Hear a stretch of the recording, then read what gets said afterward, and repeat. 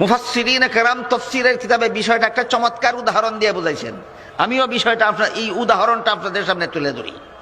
তাফসীরের কিতাবে লিখেছেন, তুমি যদি একটা নারীকে বিয়ে করার জন্য প্রস্তাব দাও, উভয় পক্ষের মধ্যে যদি এই মর্মে সিদ্ধান্ত হয় যে তুমি পাত্রী দেখবে, দেখলে পরে যদি তোমার পছন্দ হয় তাহলে বিয়ে হবে। এরকম হয় না অনেক সময়?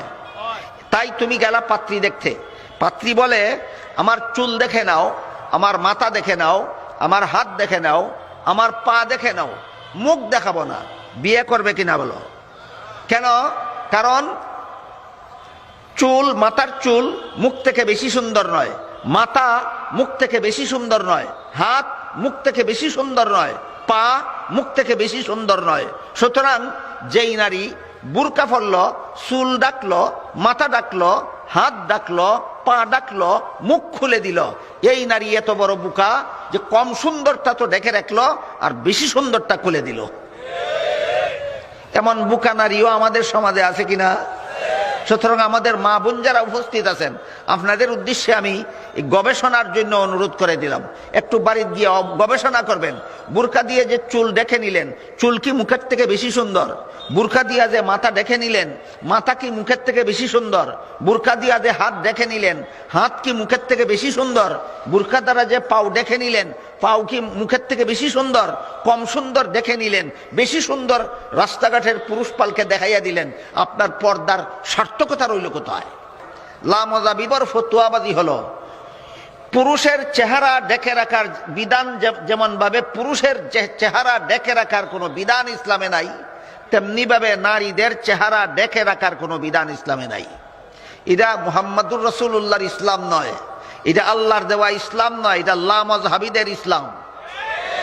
যে ইসলামে নারীদের চেহারা ডেকে রাখার বিধান নাই, এটা আল্লাহ প্রদত্ত ইসলাম নয়, মুহাম্মদুর রাসূলুল্লাহর প্রচারিত ইসলাম নয়, এটা কুরআন হাদিস সম্মত ইসলাম নয়, এটা লামজহাবিদের মন গড়া ইসলাম, লামজহাবিদের মন গড়া ইসলাম। এই বিষয়টা আমি একটু পরিষ্কারভাবেই আপনাদের সামনে ব্যক্ত করতে চাই।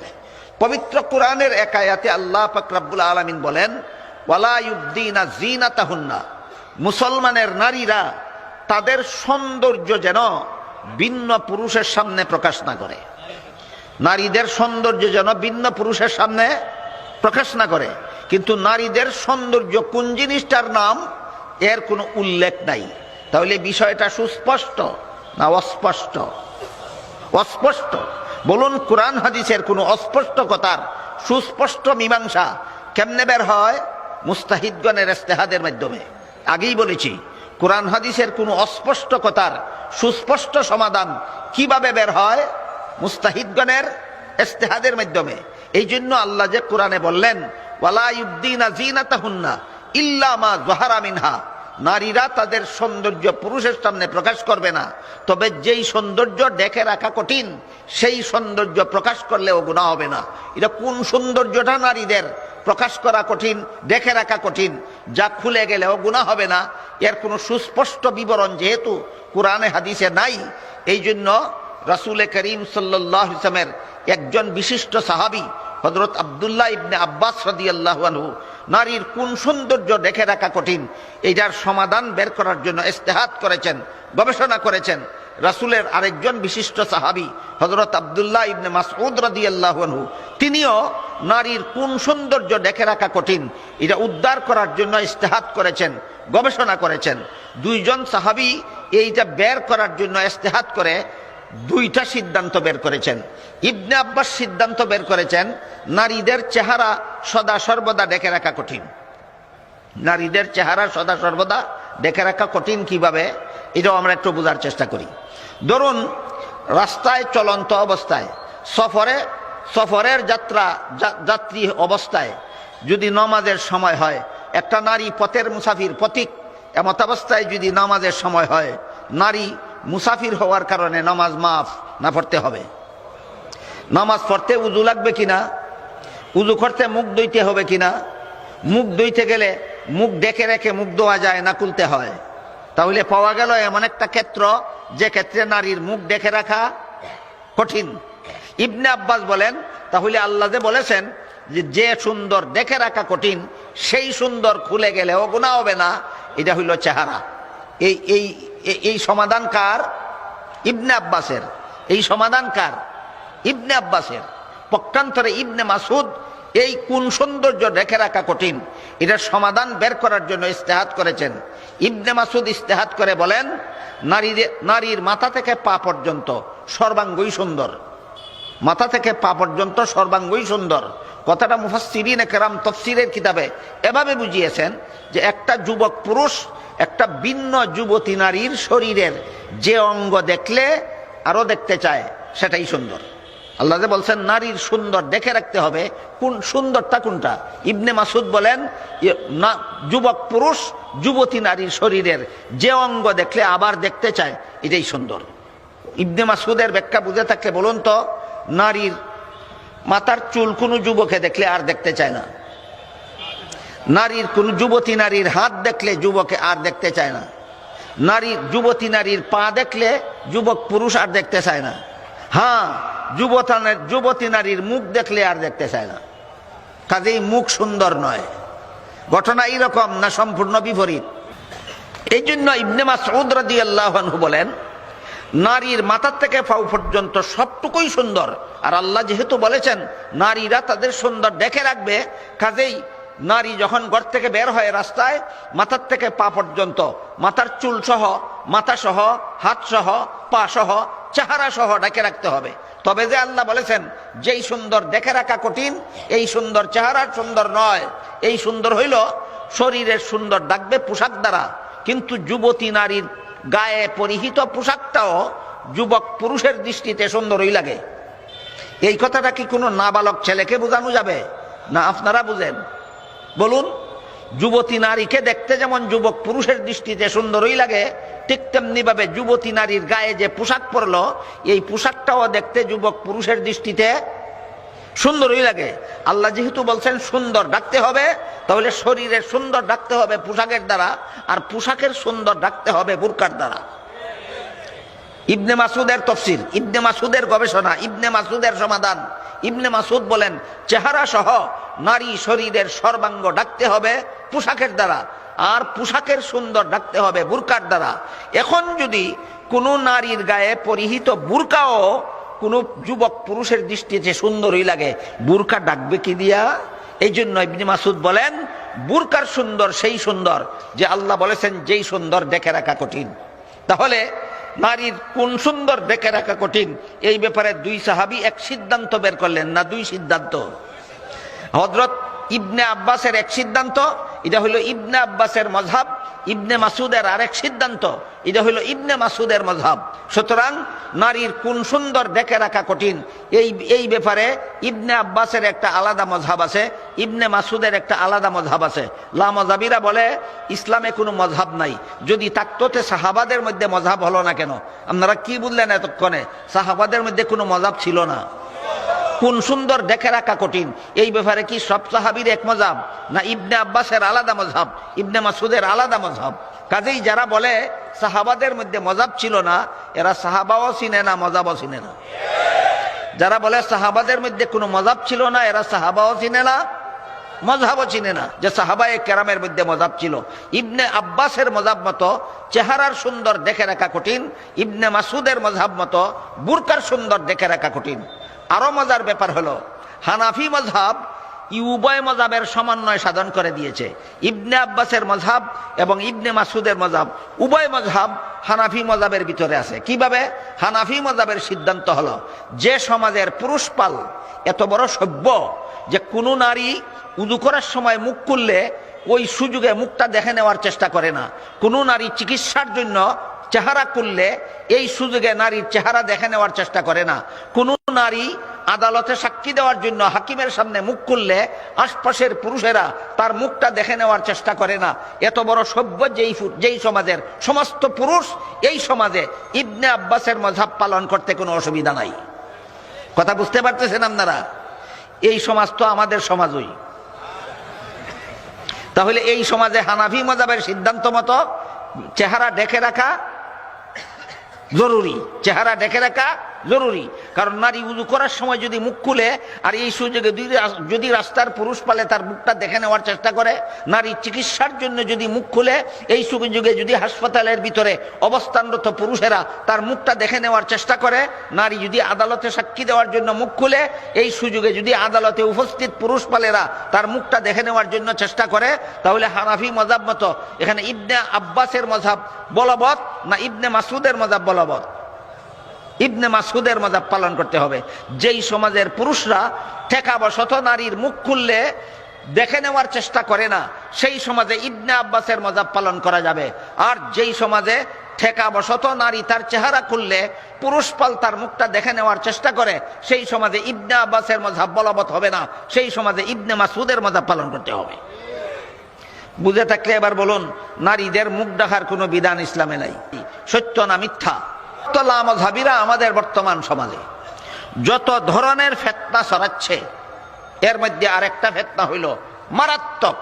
সেইটা হইল তারা বলে যে নারী পুরুষের নামাজে কোনো ব্যবধান নাই, পুরুষরাও মসজিদে গিয়া জামাতের সাথে নামাজ পড়তে হবে, নারীরাও মসজিদে গিয়া জামাতের সাথে নামাজ পড়তে হবে। পুরুষেরও মুখ ঢাকার কোনো বিধান ইসলামে নাই, নারীরও মুখ ঢাকার কোনো বিধান ইসলামে নাই।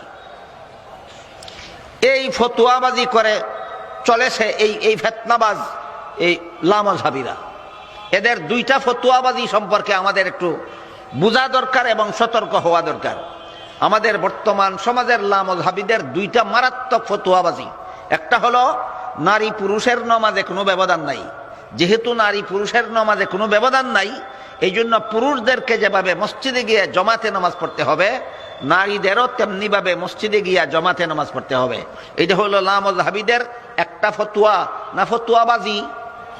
একটা জিনিসের নাম হইল ফতোয়া, আর একটার নাম হইল ফতোয়াবাজি।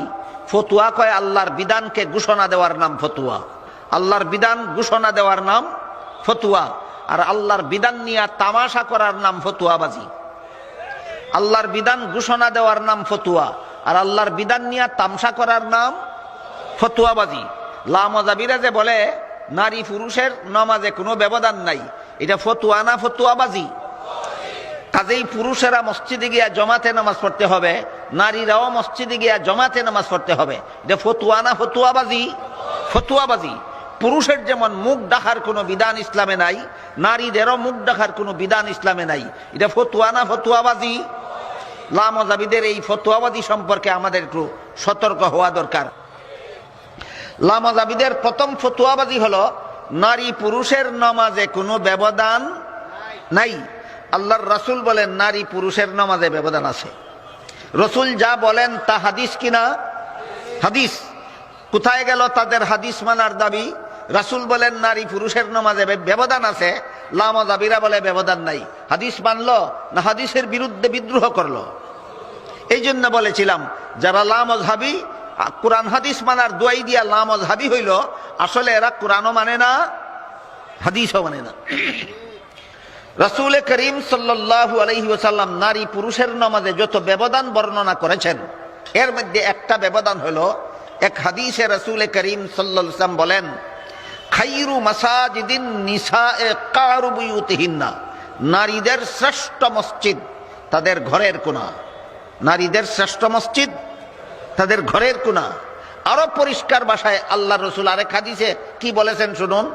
একটা নারী রাসূলের কাছে গেল, গিয়া বলল, ওগো আল্লাহর রাসূল, আপনি ইমাম হয়ে মদিনা শরীফের মসজিদের নামাজে যখন জমাত পড়েন, তখন সেই জমাতে আমি শরীক হওয়ার জন্য আপনার অনুমতি চাই। একটা মেয়ে লোক রসুলের কাছে অনুমতি চাইল। রসুল ইমাম হইয়া যখন মদিনা শরীফের মসজিদে জমাত পড়ান, সেই জমাতে শরীক হওয়ার অনুমতি চাইল একটা নারী। কেন? কারণ মসজিদে নববীর জমাতে শরীক হইলে এক রাকাতে 50,000 রাকাতের সমান সওয়াব পাওয়া যায়। বুঝে থাকতে বলুন, মসজিদে নববীর জমাতে শরীক হইলে এক রাকাতে কত রাকাতের সমান সওয়াব পাওয়া যায়? 50,000 রাকাতের সওয়াব পাওয়া যায়। এই সওয়াবটা পাওয়ার জন্য একটা নারী রসুলের কাছে সেইখানকার জমাতে রসুলের ইমামতিতে শরীক হওয়ার অনুমতি চাইল। রসুল অনুমতি তো দিলেনই না, বরং বলে দিলেন, এই সওয়াবটাই তুমি ঘরের কোনায় একা পড়লে পাবে। সারমর্ম হইল রাসূল ফতোয়া দিয়েছেন পুরুষ মসজিদের জমাতে শরীক হলে যেই সওয়াব, নারী তার ঘরের কোনায় একা পড়লে সেই সওয়াব।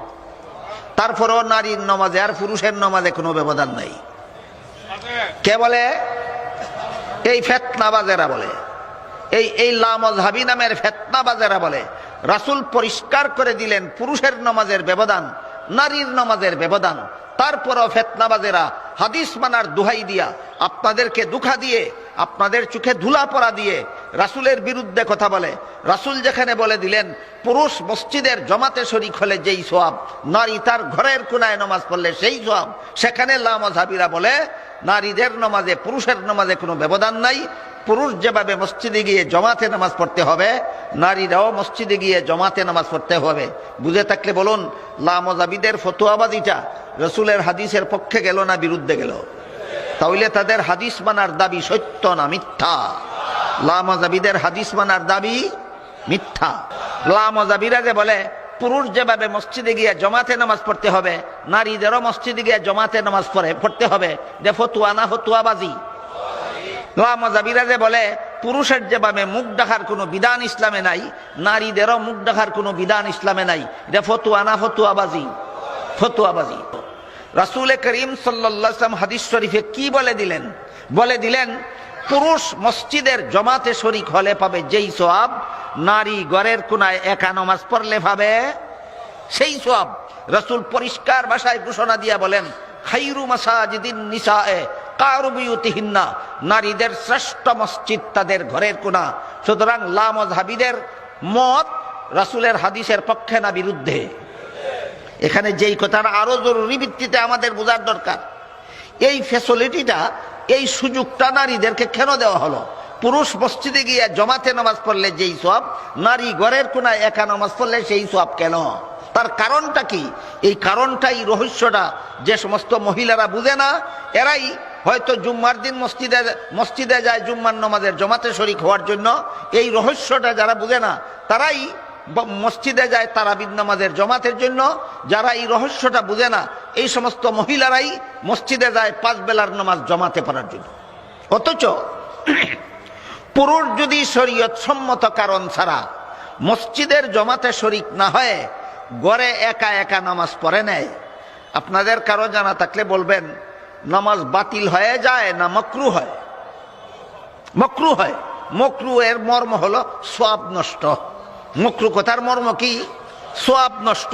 পুরুষ যদি শরীয়ত সম্মত কারণ ছাড়া মসজিদের জমাতে শরীক না হয়ে ঘরের কোনায় একা নামাজ পড়ে নেয়, তাহলে তার সওয়াব নষ্ট।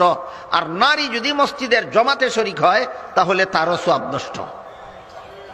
কাজেই নারী পুরুষের নামাজে ব্যবধান নাই না? ব্যবধান আছে, কিন্তু এখানে লক্ষ্য করার মতো ব্যাপার হইল, পুরুষ যদি মসজিদের জমাতে শরীক না হয় ঘরে একা একা নামাজ পড়ে নেয়, সওয়াব নষ্ট হয়। আখিরাতের ক্ষতি। সওয়াব নষ্ট মানে দুনিয়ার ক্ষতি না আখিরাতের ক্ষতি?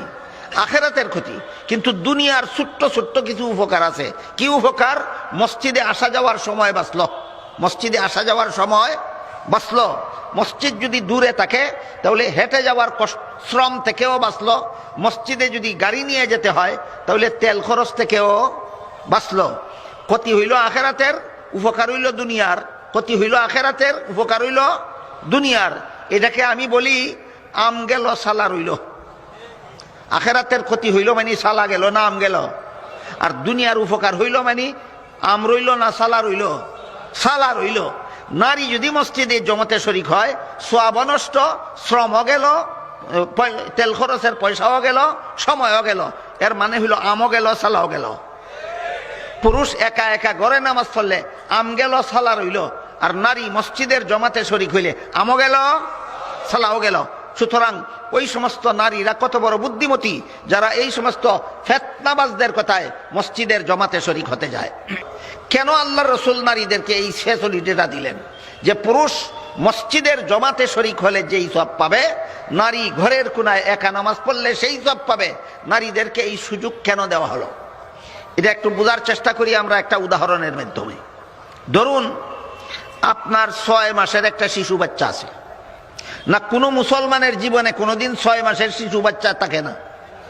থাকে। তাহলে আপাতত ধরে নিন আপনার 6 মাসের একটা শিশু বাচ্চা আছে। আপনি এই শিশুর বাবা, আপনার জন্য ঘরের কোনায় একা নামাজ পড়ার কথা না মসজিদে গিয়া জমাতে শরীক হওয়ার কথা? জমাতে শরীক হওয়ার কথা। 6 মাসের বাচ্চাটাকে সাথে নিয়ে যাবেন না ঘরে রেখে যাবেন? সাথে নিয়ে যাবেন। 6 মাসের শিশু বাচ্চা সাথে নিয়ে গিয়ে পারবেন আপনি জমাতে নামাজ পড়তে? না আপনার নামাজও নষ্ট করে দেবে, জমাতও নষ্ট করে দেবে, মসজিদও নষ্ট করে দেবে, মুসল্লিদের নামাজও নষ্ট করে দেবে। সুতরাং 6 মাসের শিশু বাচ্চা আপনি সাথে নিয়ে মসজিদে নামাজ পড়ার কোনো সুযোগ নাই।